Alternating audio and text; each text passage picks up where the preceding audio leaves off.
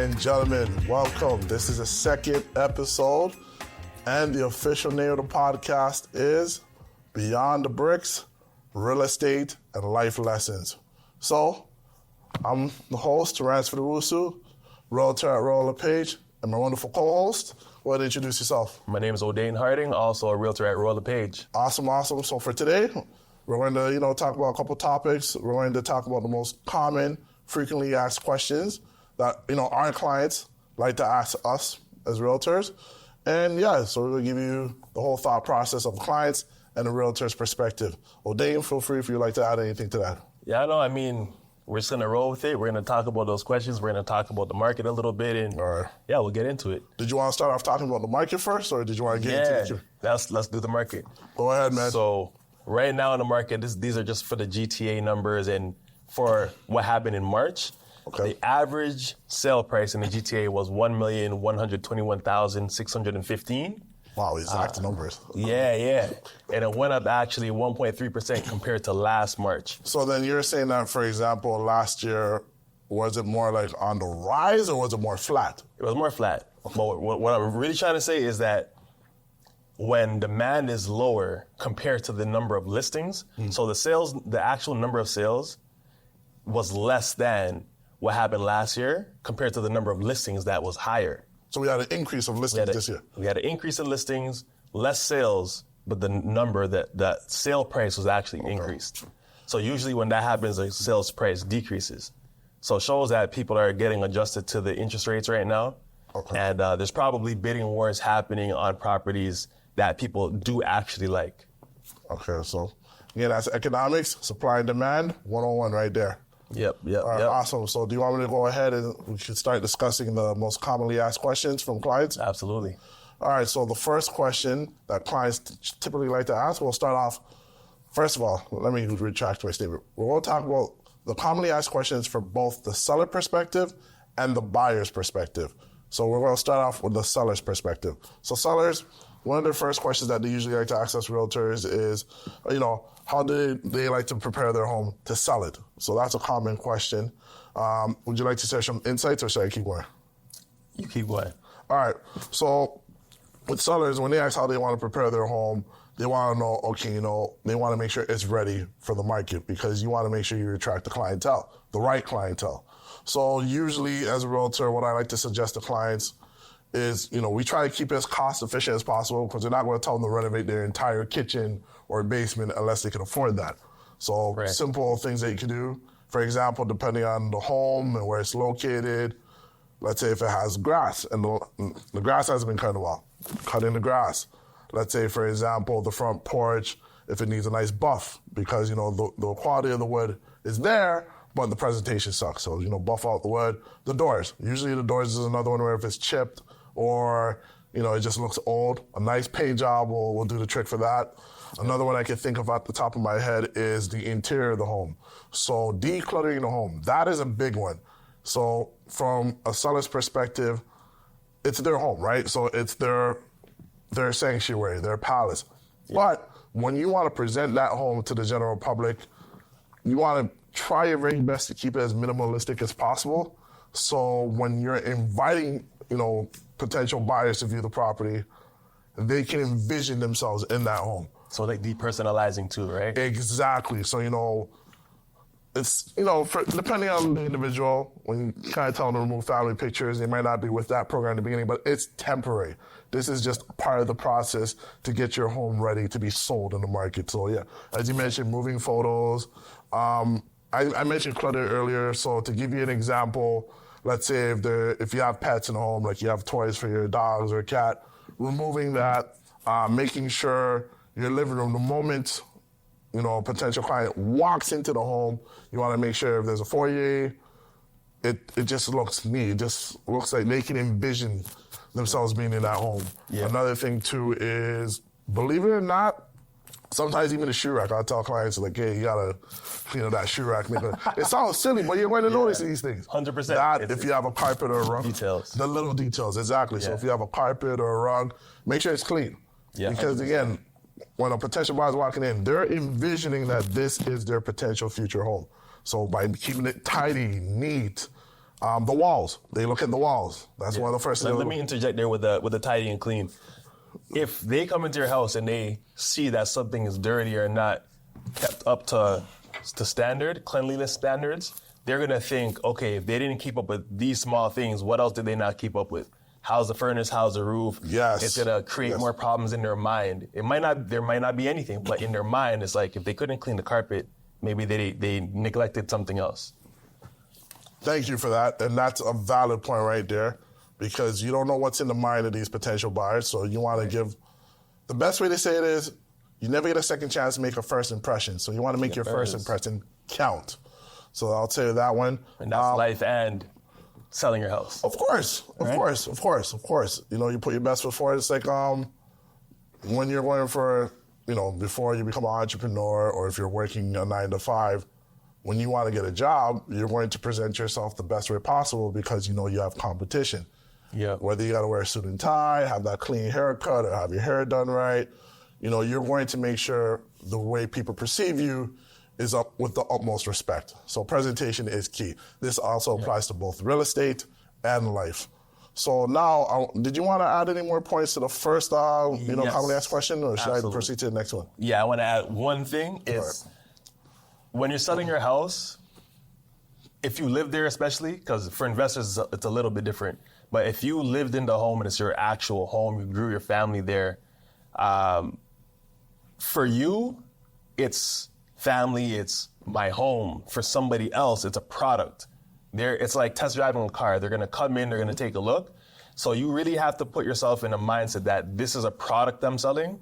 I want it to look the best for the buyers, not for myself. Another thing, like, this is not necessarily what they can do, and they can if they have the resources, but staging your home is something that people don't live the way a home is staged.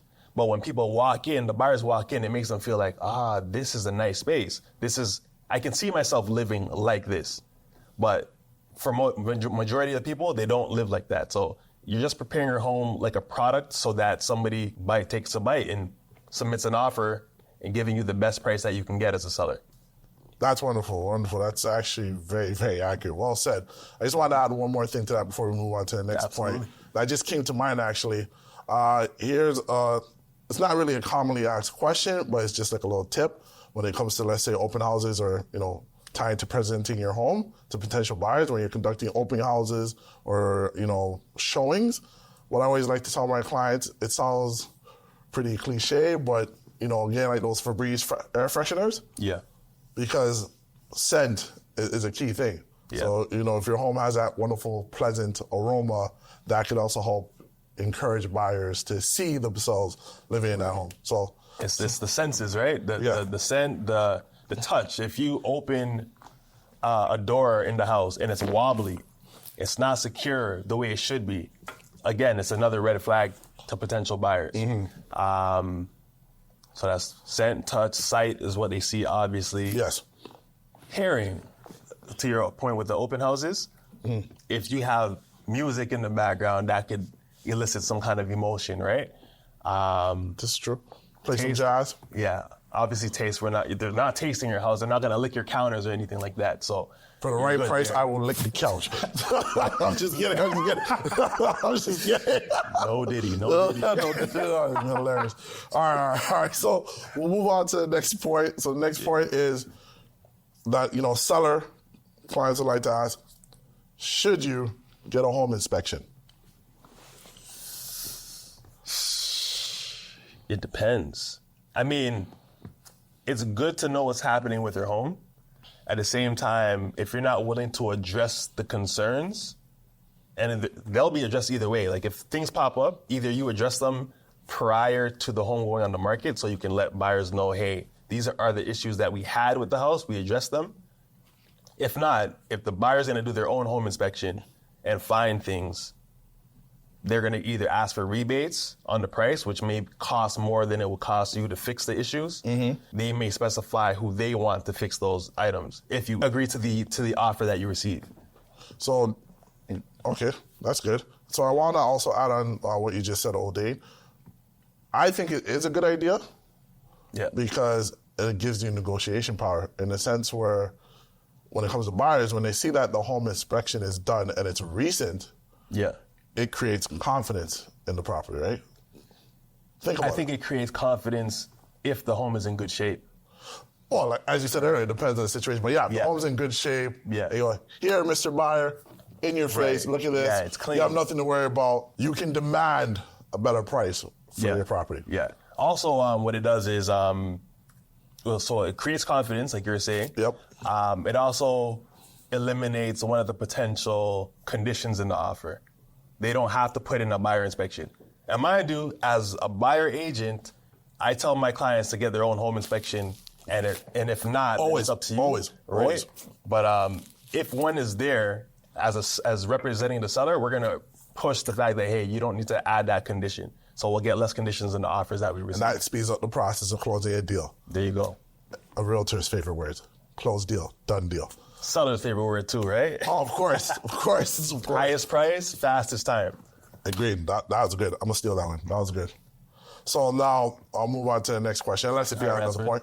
Doing the home inspection, if there are things that pop up and you're not willing to fix them, well, if you're going to present the home inspection to people that look, then that's pretty much disclosing any deficiencies with the house, right? Correct. But yeah, once you know what deficiencies with the house, we're legally obligated to disclose what those deficiencies are. Couldn't have said it better myself. Awesome. So I can go on to the next point now? Yes, sir. All right. So the next point is, how long will it take to sell my home? So that is a commonly asked question by sellers, because obviously when you're putting your property in the market, you want to sell it as soon as possible. I get it. So O'Day can agree with me with this one here. It all depends on the market conditions, the season, and the value and the comparables and the neighborhood. There are so many variables and factors, but O'Day, you could add your 2 cents to that. Yeah, I mean, you said pretty much what it is. It really depends on the market, the time of the year, where like when the market's really hot, a property can sell in a day, in hours. Whereas where it's slowing down or there's been some kind of new regulation that's been put out and there's more fear in the market, it can take a couple of months, or if not more. So to recap, it takes anywhere, it really all depends. It depends on market condition and demand for the property and the season. So that's what it comes down to when you're getting your home sold. And that's the common question sellers like to ask. So Ransford, question for you. All right. Would you say, you said it depends. Would you say that's pretty much the answer for a lot of the things that we deal with? Yes. Right? It really depends. Everything, there's so many variables. Every situation is different. Every house is different. So, yeah. When you hire us as your realtor, of course, we'll, do our due diligence, do our research, and give you the best case scenario and worst case scenario so you can know how to proceed with, selling your property. So we handle all the stress while you can sit back and have a margarita or coffee or tea, whatever it is you like to drink. Take a vacation if you want. We got you. Also, I know you and I, we have like systems in place and whatnot where a lot of, let's just say a lot of people don't. That also helps streamline the process so that we treat all of our clients similarly, get the same service, the best service, versus some get this service, some get that service. There ain't no some and there ain't no if with me. It's a done deal. It's a guarantee. And I want to make sure I'm consistent as possible. Consistency is key, right? So I treat every single one of my clients the same way I treat you as you're my very first client to my very last. I treat them all the same, respect, courtesy, and professionalism. Easier said than done, but the consistency will help grow your business long term. And having those systems in place to ensure that you can hold yourself accountable to get the job done. So absolutely. I agree with you completely with that one. Cool. Now, did you still want to stick to this one, this topic, or go on to the next? I would say let's do some buyer stuff. So there's 2 questions that I usually get. We'll address one right now. One is, should I buy or rent to own property? And rent to own. That's risky, bro. That's risky.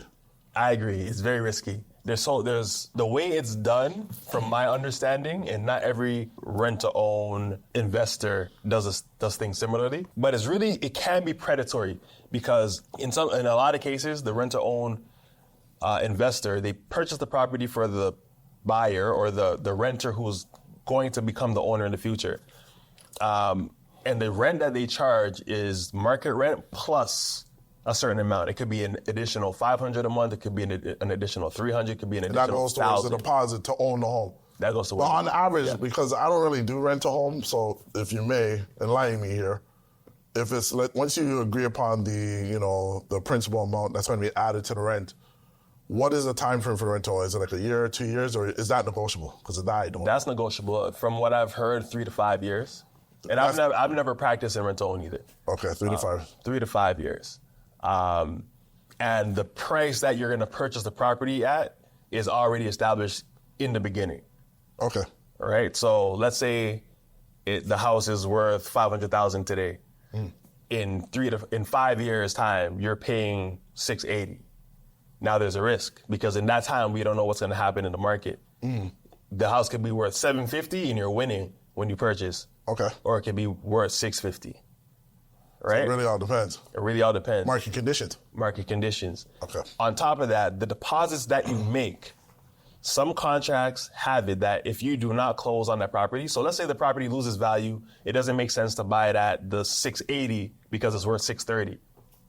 The deposits that you make going towards your down payment are gone. They keep it. And you don't get the opportunity to purchase the home. They could kick you out.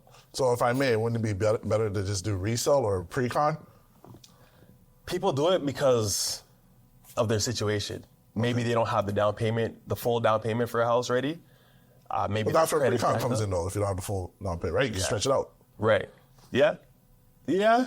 But pre-con, you have to put the full 20%, right? Not always.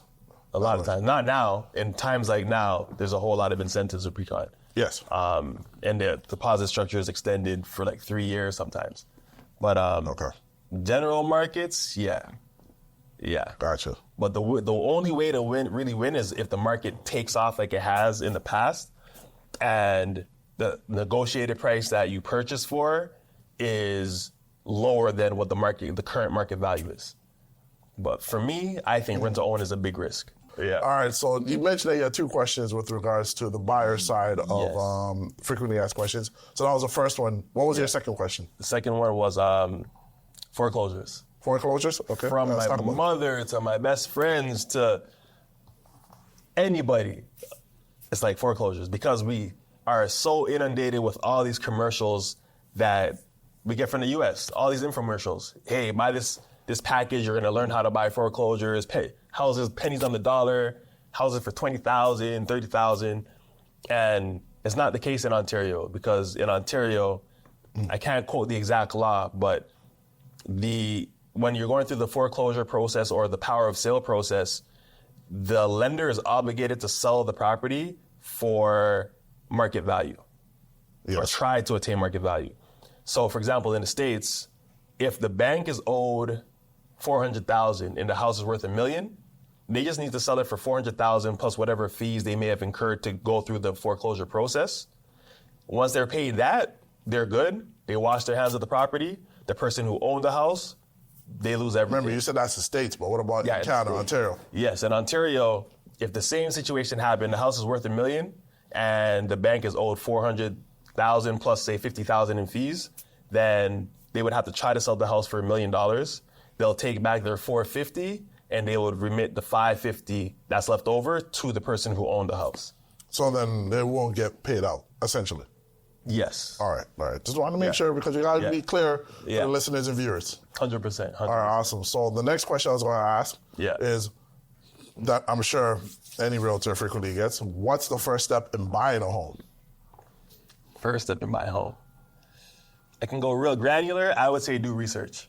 And you can either do research on your own. There's so many resources. There's internet, AI, whatever. But also you can reach out to professionals like us, realtors, mortgage brokers. I was just about to segue into that. So the first step for me, before I even proceed with, dealing with a buyer client, is knowing the numbers. So going through the pre-approval process, because you can go house shopping, but if you don't know what you can afford, you don't know the numbers, then essentially we're not getting the needle moving. So I'll say pre-approval again. So the pre-approval process, for those that don't know, is that, you reach out to your realtor, if you have a realtor, of course, or you reach out to us, we'll be your realtors. Then we'll introduce you to our mortgage brokers. The mortgage brokers will have a consultation / discovery call with you. During that phone call, they, similar to the bank, when you're getting a credit card or opening stocks, mutual funds and bonds on that, Right. They have the stress test, right? Yeah. So they ask you those questions, know about your income. I'm just doing a high-level recap. It's more in-depth than this, but essentially, they're going to ask you, about your finance, your income, your credit, all that good stuff to know what you can afford. With that information, they'll come up with an estimate.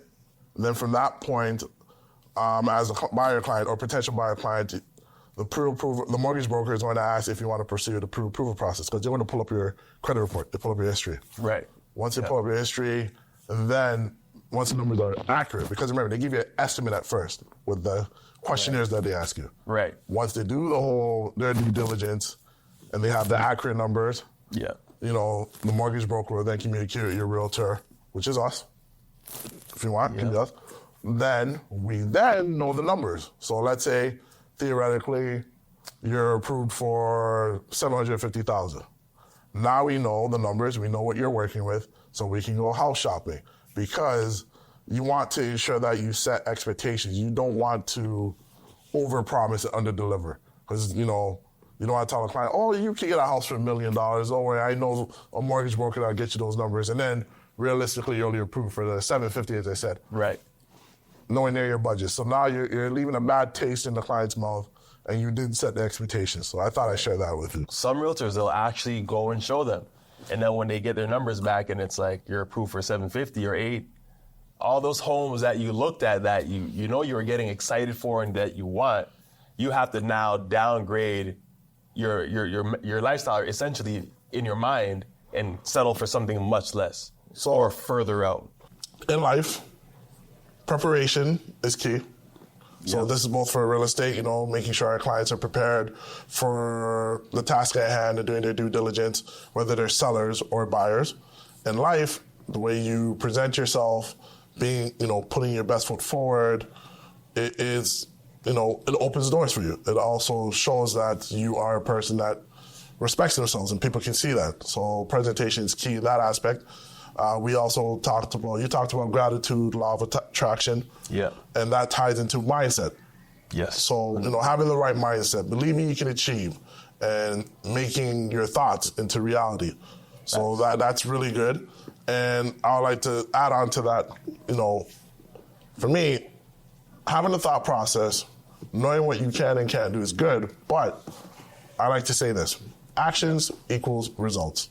Okay. Because you can be a super level genius, you can have a vision in your head, but if you don't do it, Nike says, just do it, right? If you don't do it, nothing's going to happen, right? It's just, facts. That's why Miles Monroe, he's a famous pastor, motivational speaker. Yep. He said it best. Probably wasn't just him, but I'm just using him for now. Yep. The richest place in the world is a graveyard. Facts. So that's why, again, actions equal results. Oh, a lot of ideas in there. Exactly, right? I can only imagine. Yep. But yeah, so that's a quick recap, ladies and gentlemen, of today's episode of, One thing, you just touched on Miles Monroe.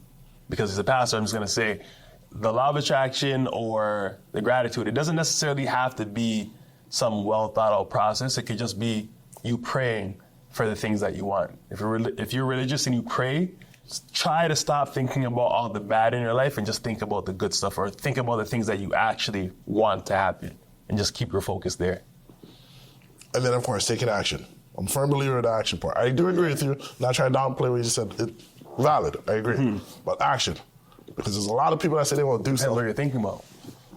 That's a tough one. What if you're sick and you just want to be healthy? Yes, you could take actions to become healthier, right? Yeah, you don't take necessary actions to be healthy, whether you got to change your diet, depending on what the situation may be. But again, I'm just saying action equals results. That's all I'm saying. Yeah. So, ladies and gentlemen, I want to thank you for, whether you're watching this on YouTube or you're listening to us through, Apple Podcasts or Google Play Store, just thank you.